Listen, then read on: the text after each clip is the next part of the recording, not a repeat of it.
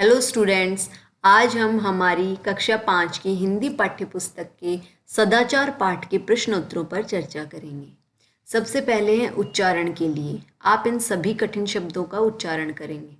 सद्गुण, सत्पुरुष, अखंड, संपर्क, विपत्तियाँ, परिस्थितियाँ, सर्वत्र, आदर्श, इज्जत, मनुष्य, शक्ति, सामर्थ्यवान।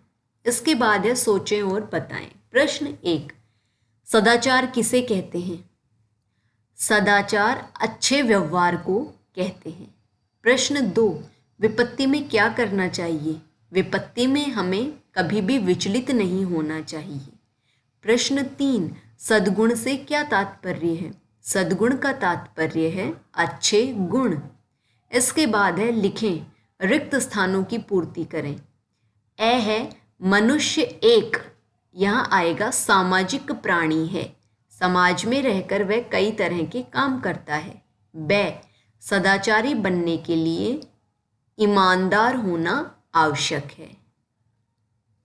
प्रश्न 2, सही उत्तर का क्रमाक्षर छांटकर कोष्ठक में लिखें। ए, उत्तम व्यक्ति के गुण हैं। 4 विकल्प दिए गए हैं हमें। गुरुजनों का आदर करना, विनम्र रहना, मधुर बोलना और प्रयुक्त सभी। तो उत्तम व्यक्ति के गुण ये सभी हैं, इसलिए सही विकल्प है घ और प्रयुक्त सभी। ब, सत्य बोलना एक प्रकार की तपस्या है। खंड, अव्यवहारिक, अखंड, असत्य। तो इसका सही विकल्प है अखंड, ग।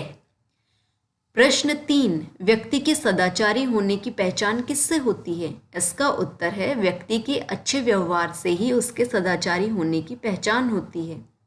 प्रश्न 4, सदाचारी व्यक्ति में कौन कौन से गुण होते हैं? सदाचारी व्यक्ति में बहुत से गुण होते हैं। वह ईमानदार होता है, वह परोपकारी होता है, सत्यवक्ता होता है, संयमी, अनुशासित और धैर्यवान होता है। प्रश्न 5, प्रतिकूल परिस्थितियों में भी सदाचारी व्यक्ति विचलित क्यों नहीं होता?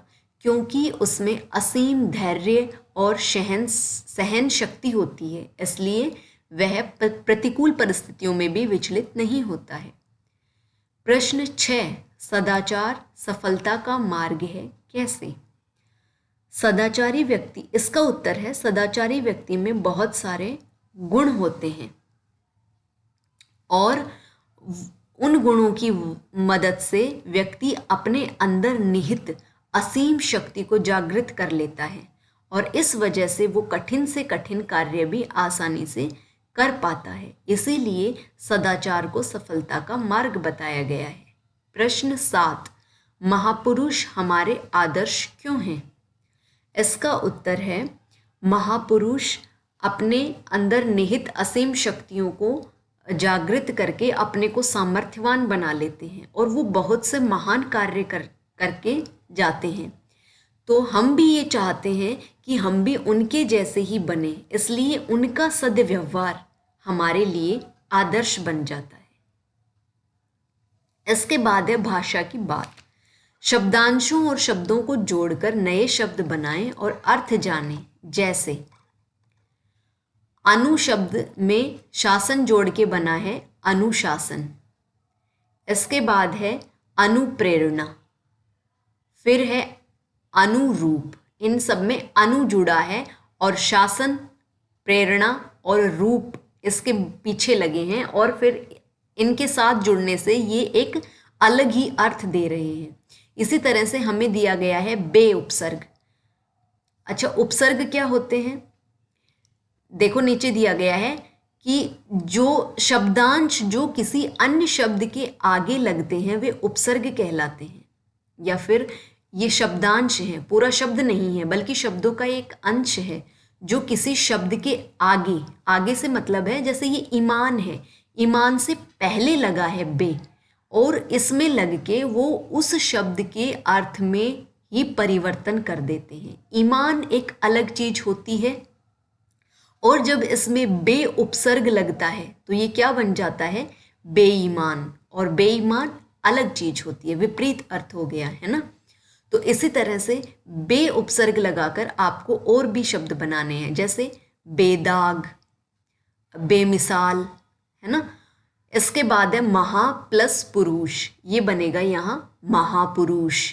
तो महा उपसर्ग लगा के आपको और भी शब्द बनाने हैं, जैसे महात्मा, महानुभाव, है ना।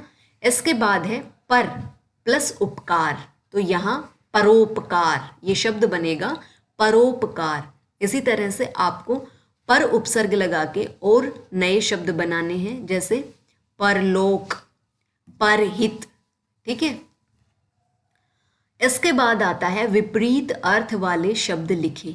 विपरीत, विलोम, उल्टा, ये हमें कुछ शब्द दिए गए हैं और हमें इनका ठीक विपरीत अर्थ वाले शब्द लिखने हैं, जैसे सदाचार, अच्छा आचार, और इसका विपरीत होगा बुरा आचार, तो ये हुआ दुराचार।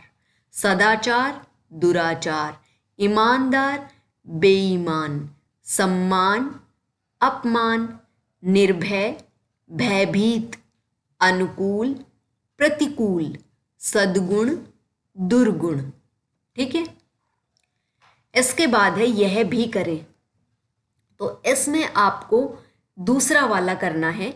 किन्हीं दो महापुरुषों के चित्रों को संकलित कर मेरा संकलन में चिपकाएं और उनके बारे में अपने विचार लिखें तथा विद्यालय में आयोजित बाल सभा उत्सवों के अवसर पर सुनाएं। तो आपको अपनी कॉपी में किन्हीं भी दो महापुरुषों के चित्र लगाने हैं और उनके बारे में थोड़ा सा लिखना है, ठीक है।